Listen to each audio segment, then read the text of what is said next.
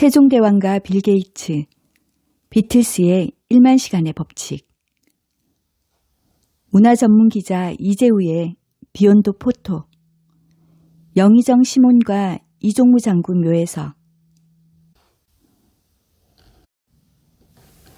수원에서 용인 일대에 걸쳐 있는 광교산.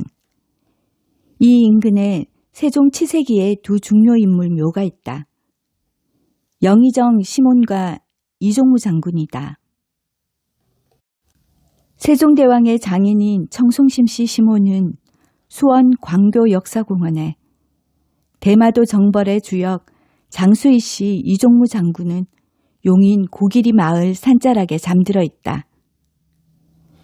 두 묘소를 돌면서 세종대왕의 제왕 수업의 의미를 1만 시간 법칙으로 설명해 본다. 줄탁동시라는 말이 있다. 줄은 병아리가 알을 깨고 세상으로 나오려고 쪼는 행위를, 탁은 어미 닭이 밖에서 새끼가 알을 깨는 것을 도와주는 걸 말한다. 이 줄과 탁이 동시에 일어났을 때 병아리는 비로소 알을 깨고 나온다. 아버지 태종과 아들 충명의 상황도 딱 그러했다. 충명은 형을 대신해 세자책봉 2달 만에 초스피드로 등극했다. 책만 읽으며 대군의 지위로 살고 싶었지만 본인의 의지와는 무관하게 임금이 되어야 했다. 문제는 제왕 수업을 전혀 받지 못했다는 데 있다. 스스로 진정한 군주로 태어나기엔 준비도 부족했고 기반도 없었다. 그러다 보니 앞이 막막했을 것이다. 두렵기까지 했을 것이다. 그런 아들을 바라보는 아버지 역시 불안했을 것이다. 아마 아들을 강한 군주로 키워주고 싶었으리라. 또 치세에 방해가 되는 걸림돌을 모두 치워주고 싶었으리라. 더 나아가 성군의 길로 나아가는 데 필요한 디딤돌을 깔아주고 싶었으리라. 그러니 국정 운영에 경험이 많은 자신이 도움을 주고 싶었을 것이다. 병아리와 어미닭처럼 줄타기 동시에 이루어져야 하는 이유이기도 했다. 그렇게 조선 역사에서 유래를 찾아볼 수 없는, 세자가 아닌 임금이 제왕 수업을 받는 특이한 상황이 벌어졌다. 태종의 재위 기간은 18년. 충명에게 양회하면서 18년 동안 호랑이를 탔으니 또한 이미 족하다고 했다. 왕의 자리에 더 있을 수도 있었지만 욕심을 내지 않았던 것이다. 충명이 등극하면서 아버지 태종은 상황으로 물러났다. 그리고 한 달 뒤 명나라 임금에게 알렸다. 세자 이도가 임시로 서팽한다는 내용이었다. 아직은 정식 임금이 아니라는 것이다. 아니나 다를까 상황은 병권만큼은 세종에게 넘겨주지 않고 움켜쥐고 있었다. 그렇게 제왕 수업은 태종이 승하하는 날까지 햇수로 4년, 만 3년 조금 넘게 진행됐다. 세종에게 이 3년은 오늘날로 말하면 1만 시간의 법칙에 해당한다. 워싱턴 포스트 기자 출신인 멜컴 그레드웰의 베스트셀러 경영서 아웃라이어에서 비롯된 1만 시간의 법칙은 어떤 분야의 전문가가 되기 위해선 최소 1만 시간의 훈련이 필요하다는 걸 말한다. 멜컴 그레드웰은 시대를 대표하는 천재적인 모차르트, 빌 게이츠, 비틀스 등의 공통점을 설명하기 위한 개념으로 1만 시간의 법칙을 제시했다.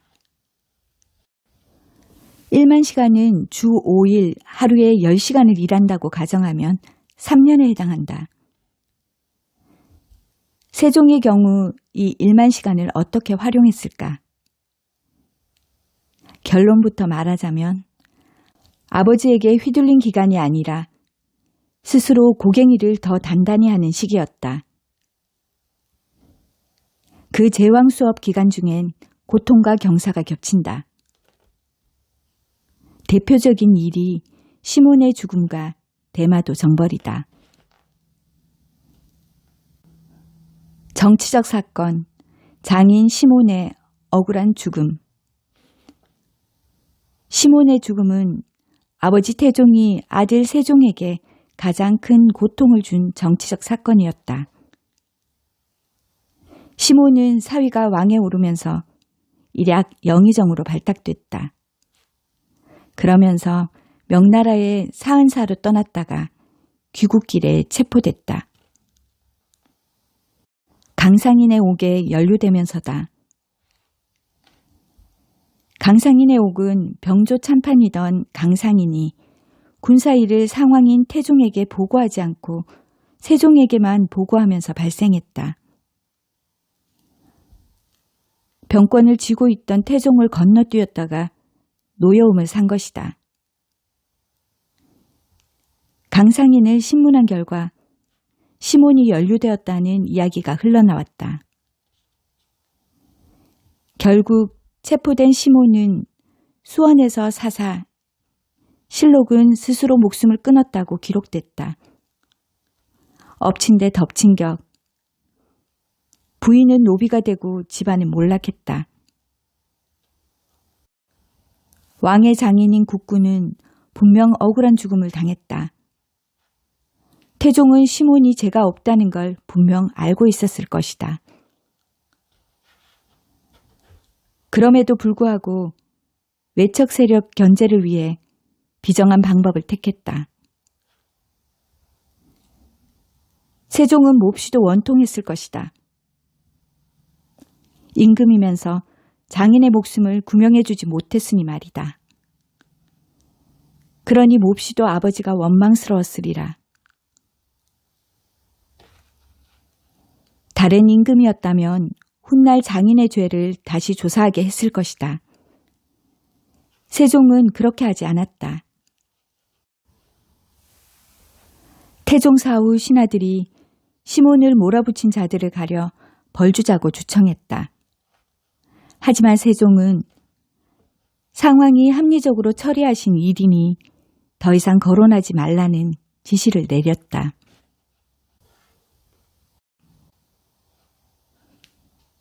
세종이 당시의 일을 다시 캐묻는다면 반드시 누군가 또다시 죽어나가는 옥사가 일어날 것이 뻔했다. 세종은 그걸 우려했다. 그런 이유로 세종의 긴 치세엔 정치적 숙청, 정치적 보복은 찾아볼 수 없다. 3년의 제왕 수업이 만들어낸 성군의 그릇이 아닐 수 없다. 되돌아보면 태종은 왕권에 도전한다고 여겨지는 측근, 공신, 그리고 외척을 가차없이 죽이거나 내쳤다. 그런 탓에 우리는 태종을 비정한 무골풍의 군주로 알고 있다. 하지만 그는 의외로 나약한 면모도 갖고 있었다. 아버지 태조대왕이 본 아들 이방원의 모습은 분명 그랬다. 1394년 정왕군 이방원은 조선의 개국 사정을 알리기 위해 명나라로 떠나야 했다. 태조대왕은 눈물을 흘리면서 아들을 걱정했다. 이유가 뭘까? 실록을 좀 들여다본다. 태조가 눈물을 글썽거리면서 이방원의 체질이 파리하고 허약해서 만리의 먼 길을 탈 없이 갔다가 올 수 있겠는가? 먼 길을 떠나는 허약한 아들에 대한 부정이 묻어난다. 사실 태조대왕의 아들 사랑은 대단했었다. 2차례 왕자의 난을 거치면서 사이가 벌어지기는 했지만 말이다. 이방원은 아버지의 소원을 풀어준 아들이었다. 무인 집안의 이방원이 유학자의 길을 걸었기 때문이었다. 이방원은 고려 우왕 9년 4월 과거에 급제한 유학자였다. 이방원이 과거에 급제하자 당시 무장이던 이성계는 감격의 눈물을 흘렸다. 훗날 태조실록은 그 드라마틱한 장면을 이렇게 적고 있다. 일찍이 가문에서 유학을 업으로 삼는 사람이 없음을 불만이 여겨 이방원으로 하여금 스승에게 나아가서 학문을 배우게 하니 전하께서도 날마다 부지런하여 글 읽기를 게을리하지 아니하였다. 그 해에 전하가 과거에 급제하니 태조가 대골들의 절하고는 매우 감격하여 눈물을 흘렸다. 후에 제학에 임명되니 태조가 매우 기뻐하여 사람을 시켜 관교를 읽기를 두세 번에 이르렀다. 이방원이 고려 때 제학이라는 벼슬까지 했다는 걸 알 수 있다. 학문과 문장이 빼어난 유학자만이 오를 수 있는 자리였다. 이런 유학자 이방원이 왕으로 등극해 태종이 되었고 아들 세종에겐 장인을 죽이는 모진 아버지로 남았다. 수원에서 죽은 시몬. 그의 묘는 수원 광교 신도시의 드높은 아파트 단지를 바라보고 있다. 마치 자신의 원통함을 알아달라고 절규하는 듯하다. 대외적 사건, 이종무 장군의 대마도 정벌. 대마도 정벌은 세종 치세기에 놀랄만한 대외적 사건이었다. 굳이 왜 대마도 정벌을 해야 했을까? 결정적인 계기는 비인포 왜구 때문이다. 왜구들이 지금의 충남 서산인 비인포에서 대대적인 노략질을 하기 시작했다. 태종은 젊은 시절 고려의 무장인 아버지 이성계의 왜구 토벌을 지켜보고 이야기로도 들었으리라. 고려의 백성이든 조선의 백성이든 이 강토의 백성을 괴롭히던 왜구들의 노략질과 패악만큼은 아버지 그 이상으로 두고 보지 않았을 것이다. 결국 태종은 칼을 빼들었다. 자신이 군권을 가진 상황 시절에 아들에게는 편안한 영토를 물려주고 싶은 생각도 있었으리라. 대마도 정벌은 세종 1년 6월의 일이다. 하지만 상황이 대마도를 정벌할 것에 대해 대외에 알리라는 실록의 대목으로 보아 상황 태종이 결단을 내렸다고 봐야 한다. 태종은 장천군 이종무를 삼군도 제찰사로 삼았다. 태종의 신임이 두터웠던 그다. 이종무는 전함 227척과 1만 7천 명의 수군을 이끌고 거제에서 출병한 지 한 달 만에 왜구 본거지 대마도를 정벌하고 돌아왔다. 그런 장군의 묘 앞에 서 있자니 그날의 대승첩 현장이 머리에 그려지는 듯하다. 장군은 우리 해군의 1200톤급 잠수함 이종무함으로 다시 태어나 그 위용을 자랑했다. 세종은 대마도 정벌에서 한 걸음 더 나아갔다. 일본의 실리를 앞세운 교린 정책을 편 것이다. 그래서 세종 10년인 1428년 조선 통신사를 처음으로 파견했다. 세종실록은 일본 통신사 대사성 박서생, 부사대오군 이해, 서장관 전부교리 김국유가 길을 떠났다고 적혀 있다. 세종의 미래 전략을 엿볼 수 있는 외교의 한 장면이다. 그런데 제왕 수업이 끝나기도 전에 상왕 태종은 1422년 5월 10일 승하한다. 태종은 세상을 떠나면서 아들에게 미안함이 컸을 것이다. 더 가르쳐주지 못하고 가서 아쉽기도 했을 것이다. 아들뿐인가?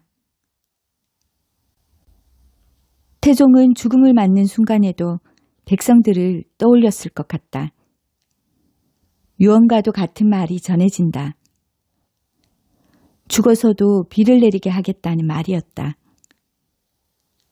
알려져 있듯이 이를 태종우라 한다. 농사 짓는 백성들에게 비는 생명수나 다름없다. 아들이 다스리는 땅은 척박하지도 메마르지도 갈라지지도 않는 옥토가 되길 바랐으리라. 태종우는 달리 말하면 태종루는 아니었을까. 백성을 아끼고 긍휼히 여기는 임금의 눈물말이다. 실록에도 태종우가 등장한다. 경종 시절을 예로 들어보면 당시 비가 오지 않아 애를 태웠던 것 같다. 이달 10일은 태종대왕 기신인데 옛부터 이날 비가 오는 경우가 많아서 태종우라고 일렀습니다. 그러나 금년에는 이날도 비가 내리지 않아서 한제가 혹심하니 민사가 딱하고 염려스럽습니다. 이처럼 태종은 죽어서 후대에 태종우로 남았다. 혹시 세종은 이 태종우를 생각하면서 과학 발명품 치구기를 만든 건 아닐까? 긴 글을 정리해 본다. 세종에게 제왕 수업 3년, 즉 1만 시간은 길다면 길고 짧다면 짧았다. 세종은 이 1만 시간의 법칙을 통해 국정 운영의 축을 바로잡고 새로운 비전을 구상해 나갔다. 그러니 시대는 태평스러웠고 백성은 풍요로웠다. 세종이 아니라 세종대왕이라 부르는 이유다. 글쓴이 이재우, 세종대왕신문 논설위원이다. 전국의 산을 찾아다니는 등산 마니아이며 절집 순례자다. 외국어대와 동대학원에서 공부했으며 스포츠조선과 비영리 매체 팩트홀에서 일했다. 일본 경제 전문 매체 제페노를 운영하면서 원령 공주의 섬 야쿠시마 사진전을 열기도 했다.